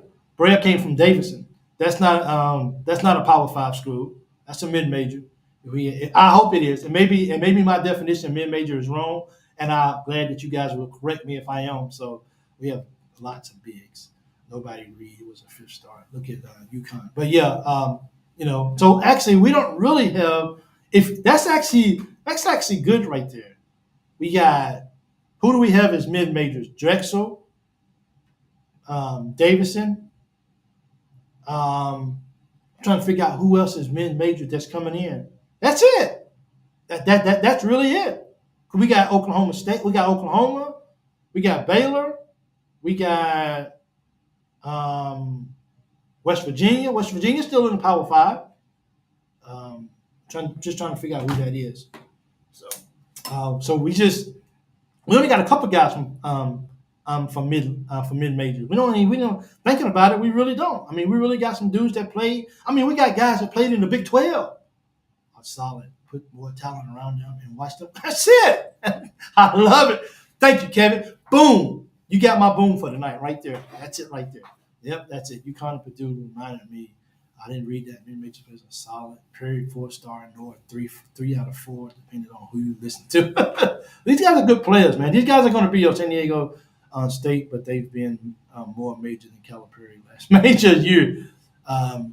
Okay, yeah, so San Diego State, San Diego State, are they from a mid-major too as well? What conference was they from? That's a good, I don't know why I don't know that, but I don't know it. But yeah. What conference was San Diego State from? I don't know why I didn't forget about them, because that's Butler, and we need Butler. So how can I forget about that? But I tell you what, though, I think if San Diego State is a mid-major school, Butler is not a mid-major player. Take the best player from mid-majors versus the worst in SEC. See who wins. And Kentucky's witnessed that itself. Other SEC teams have witnessed Mountain West. Okay, so you're right. Absolutely, yeah. So absolutely. You got mid-major teams that's beating teams. It ain't just, and it's not just Kentucky that's getting beat by mid-majors. Unfortunately, it gets elevated a lot higher when a team like Kentucky, with all the talent that it has, when they lose to a mid-major, it's blown. It should be blown up, because if we want all the accolades, and we want all the TV cameras, and we want all the media, then we can't expect them to go away when we do something bad. When we screw up and don't lose, and we lose a ball game that we should have won, then we should expect the media to be in our face and be like, boom, boom, boom, boom. That's exactly what it is. Mountain West, mark my words, we will be on top by New Year's 1st. If we can stay healthy and come together pretty quick, we will be number 1 by New Year's. And hey, Gary, I don't know you, but I'm keeping track of you, okay, big guy? I'm keeping track of you. That's a bold statement right there. Number 1 And then let me be real. It's not too far fetched that can happen. You know what I'm saying? That's not too far fetched, but we'll go with it. I like people to dream big. When you get around people that dream big, it forces you to dream big, or you just step aside. That's kind of how that works. UK top 5 recruiting classes got beat 5 years running from mid majors. Brett, say it loud right there. Oh, who said that? Nobody. Say it loud one more time for him right there. There you go. Top 5 getting beat by mid majors every year, and 5 years running. I want to break that. So I ask you guys right now, do we lose to a mid-major this year? Yes or no? Well, because, we're going to play at least one or two of them. So do we lose to one this year? Does Kentucky lose to a mid-major team this year? Absolutely. Oh, no, I'm asking the question. Difference between talent and SEC and talent and mid-majors. Top players isn't as much as you would think. There are far more talent in basketball these days all over the world. Coaching is so important. Brett, that's it. It's all about the coaching, man. And look, we can sit here, we can go back and forth about this all night long. But if Mark Pope is the genius of a coach and Fugler who he brings and the other coaches, or if they are as good as we are anticipating, they will get the most out of our players. They will force our players to be uncomfortable to get comfortable. And I said that on purpose. They will force them to be uncomfortable to get comfortable. But I really hope, absolutely. See, Shotgun says we will absolutely might get us up in the Gonzaga game is actually a neutral game this year, right? I think that's a neutral game because I think we went there, they came here, and then we played neutral. But the question is, will we schedule Gonzaga this year because of new coaching and all that? Now, I know they had planned to say that, it was going to be 3 games, home and a neutral, but that was one of the other coaches. Will this game be important to Coach Pope that he also puts it back on the schedule as well, too? Will he reach out to the coach at Gonzaga and says, let's just go? So it's just this simple. Overseas are more fundamental than USA over here. They practice 6 times a week and one game, and we have 6 games in one practice. AAU ball is killing the game. Unfortunately, AAU ain't going nowhere. Unfortunately, though, I wish that was the case. It's in Seattle. It's in Seattle, but isn't it in the? It's on a neutral floor, though, right? I don't think they're actually going to be playing at Gonzaga Stadium, if I'm correct. Is Gonzaga really a mid-major, though? Their conference is a mid-major, right? Because they played with St. Mary's and those guys. Their conference is a mid-major. But is Gonzaga really a mid-major team itself, though? They bring in enough talent every year that they can truly compete with the Power 5 schools. So while they play in a mid-major, I think Gonzaga couldn't be considered a Power 5 school. But they still got to go out and do something, too, postseason as well. Gonzaga can't continue to have great seasons but not do anything in the postseasons. They just have to undefeated and rub under Pope. That would be good. That would be good to be undefeated. Gary, you're right, my friend. I like how conversations are being had. Friends are being made. And this is good. I like these sidebar conversations for real. Gonzaga is in Spokane. What does that say? I think the 4th year is in Nashville. Okay, so I know that was going to have some not every game was going to be home and home. I know it was going to be some neutral games. I just wasn't sure how many and where to. So let's do it. But anyway, hey man, like you guys are awesome. Absolutely. We've been going for an hour and 48 minutes. I never thought I would talk about sports on a camera for an hour and 48 minutes. I think I'm going to sleep now for 2 hours and 48 minutes. Probably so. I went for my walk before that because I knew when I was done with this, the sun was going to come out and everything. So I didn't want to walk in the sun. But Kentucky's going to be really good this year. He has the heart and athleticism versus athletes. X and O's from Pope would break other teams' bones. You guys have probably been watching him a lot more than I do. I take your word for it. Bet you we don't lose 3 home games straight anymore. I bet we don't. Hey. Keep it. There you go. Not happening. We need, you're correct. Kentucky is a team that is loved or hated. It's a Kentucky thing. Either you do love your show, my friend. Thanks. Have a good one. Thank you so much, Jeff. I appreciate it. So, yeah, but thank you guys so much. I appreciate it for you guys to come on. Don't forget to like and subscribe in this video. I appreciate it. Let's keep this show going. And next time, the Tuesday, 8 Eastern, right here, back with you guys, going hard at it. Until next time, I'm Mike, and you guys